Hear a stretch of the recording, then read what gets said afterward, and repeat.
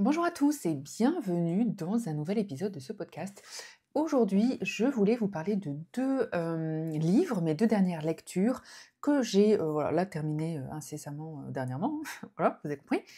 Le premier livre, c'est Love Redesign de Lauren Asher. C'est le tome 1 de Lakefront Billionaire. Et le deuxième livre, c'est de Scarlett Sinclair, c'est When Stars Come Out. Alors, déjà, spoiler alerte, 2 livres que j'ai, hyper bien aimés, j'aurais pas cru, mais franchement, j'ai, bien aimé. Je vais commencer avec Love Redesign. Donc, Love Redesign, ce qui pour moi est intéressant, c'est qu'effectivement, c'est une romance, hein, on va pas se le cacher, mais que c'est une romance adulte et sans scène trop, voilà, sans scène trop olé olé, hein. On n'est pas dans ce type de romance.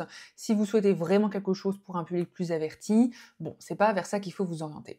Ce qui est intéressant dans ce livre, c'est qu'on mêle, plusieurs choses que moi j'aime, c'est-à-dire qu'on est dans alors pour vous raconter un petit peu, on a 2 amis d'enfance, mais on est sur, amis ennemis, hein, parce qu'on est sur, 2 personnes qui, étaient un peu toujours en, confrontation, en, concurrence quand ils étaient gamins sur qui va être le meilleur, qui va être la meilleure. C'est Julian et Dahlia qui ont grandi dans le même village, hein, enfin village, ville, zone, vous avez compris.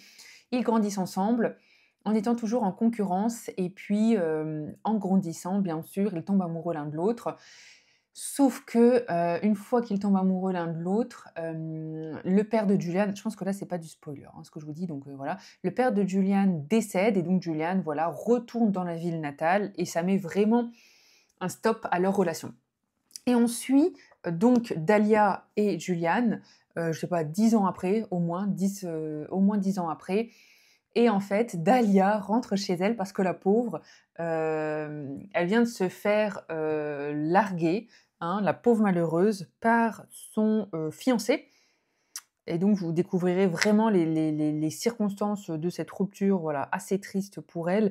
Ce qui est intéressant justement dans ce roman, c'est qu'on montre, voilà, comment cette relation Dahlia, pardon, et son ex était toxique et comment Dahlia a eu vraiment des difficultés, voilà, elle est vraiment dépressive, elle se fait suivre par un psy, elle a vraiment des difficultés pour remonter et se requinquer après cette rupture et puis on apprend pourquoi. Il y a vraiment plusieurs raisons, plusieurs tenants et aboutissants et donc c'est ce que je trouve, c'est ce qui est hyper intéressant, c'est que on nous montre vraiment comment Dahlia, elle peut se reconstruire parce qu'elle est vraiment dans une perte de confiance en elle et comment Julian l'aide justement à se reconstruire. 2e chose que j'ai trouvé très intéressante, c'est qu'on est dans le monde du BTP, de la rénovation. Donc Juliane a développé une entreprise de, construction, hein, tout simplement, hein, d'ingénierie de construction et Dahlia est dans, la décoration intérieure et donc c'est ce qui est hyper intéressant parce qu'on parle de maison, on parle de déco, on parle de choses, voilà, que moi j'ai beaucoup aimé et 3e chose hyper intéressante, je trouve, c'est qu'on est dans une ville, un village où tout le monde se connaît, où la famille est hyper, présente, hein. Donc en fait, les 2 familles se connaissent très bien parce que les mères de Dahlia et Juliane sont, copines, hein, sont amies et donc les 2 se connaissent depuis longtemps et je trouve que c'est ça qui rajoute un peu plus et de toute façon, c'est toujours ce qu'on a généralement quand on est sur des sagas, hein, où on suit plusieurs personnages et hem et donc là, sur ce tome 1, on suit vraiment ces 2 familles, on suit ces 2 personnages qui, chacun à leur niveau, ont des difficultés, ont des troubles, ont même des besoins de guérison, j'ai envie de dire et on voit comment l'un et l'autre, ils peuvent s'aider, se requinquer, se remonter le moral. Bien sûr, on est sur un happy end. Hem voilà, hein. Mais voilà, moi je trouve que c'est une très belle histoire, une histoire adulte, une histoire où on est face à des personnes qui ont plus de 30 ans et c'est ce que j'ai bien aimé aussi. Donc je pense vraiment que j'achèterai le numéro 2, le tome 2. Il n'est pas encore sorti, je pense, en français, mais voilà.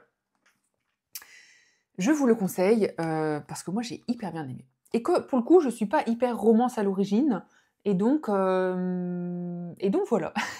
Si je vous dis que c'est bien, c'est que c'est ça. Hem Tome, suivant, Stardust, When Stars Come Out de Scarlett Sinclair et là aussi, franchement, je m'y attendais pas parce que quand on ouvre le livre, ça fait très c'est pas que ça fait cheap, mais ça fait genre, voilà, young adult, fantasy et donc Je me suis dit: «Si c'est pour réouvrir une énième fantasy young adulte où il y a pas de world building et où c'est pas intéressant», bon, j'allais un petit peu avec les à reculons, pour être honnête. Mais j'ai vu des très bons échos sur BookTube, sur, YouTube et donc c'était voilà, je me suis dit: «Allez», c'était hyper intéressant et donc on suit Anora, qui est un peu particulière, Anora, parce qu'elle voit les morts. Donc ça, on vous le dit dès le début. Anora, elle voit les morts. On sait qu'elle a un passé sombre. On sait qu'il s'est passé des choses quand elle habitait avant à New York.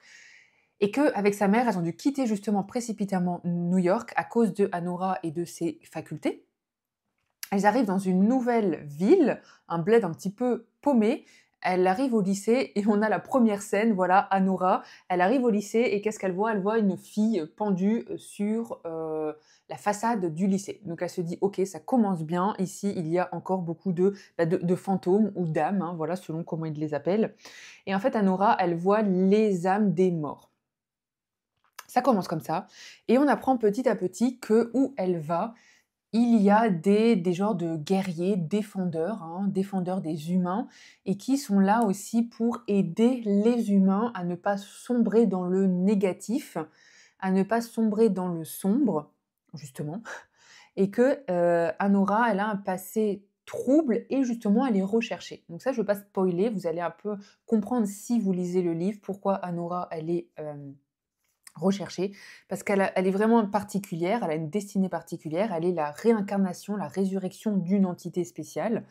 Et en fait, on découvre l'histoire de Anora et en parallèle de Shai. Shai qui est un des guerriers hein, de cette... comment on appelle ça? De cette entité, de ce groupe voilà, qui défend les humains. Et en fait, Shai, il est mi-corbeau, mi-humain, hein, voilà. Donc en fait, c'est un peu c'est son pouvoir et il est là pour défendre les humains. Il est là pour défendre aussi les fantômes qui ne peuvent pas passer de l'autre côté. Voilà. Donc, et de un, il y a un peu une histoire de romance.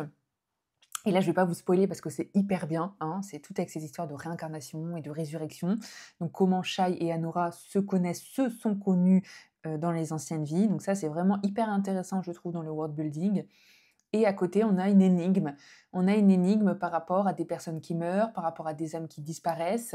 Et après, de fil en aiguille, on apprend qui est Anora, qui est Shai, qui ils sont l'un pour l'autre, qui est ce groupe, ce groupement de défenseurs des humains, et puis qu'est-ce qu'ils vont attendre d'Anora. Donc c'est plutôt hyper intéressant, c'est que le tome 1, et je pense que pour le coup, le world building va être plus développé dans le tome 2.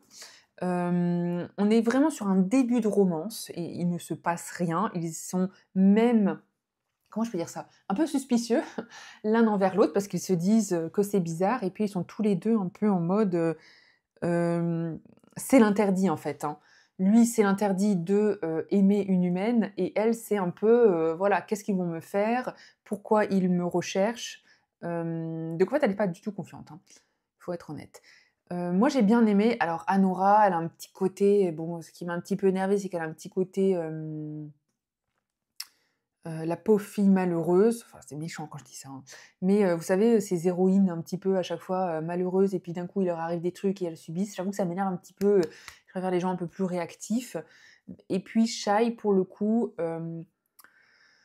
un petit peu le cliché aussi de voilà, le footballeur, tout le monde l'aime, un peu la star du lycée, la star du groupe des défenseurs. Bon voilà, OK, mais quand on passe au-dessus de ça, voilà, on les découvre un peu plus, on voit qu'ils sont tous les 2 troublés, qu'ils ont un passé trouble, qu'ils ont un avenir trouble et que, la pression est telle qu'ils ne savent même pas comment ils vont se sortir de tout ça. Voilà, donc moi je vous le conseille aussi si vous aimez les mondes un peu, world building, c'est de la fantasy, avec un soupçon de romance, mais c'est vraiment pas mal, hein, franchement, je pense que c'est dans la catégorie young adult et pour une fantasy young adult, c'est vraiment, plutôt pas mal.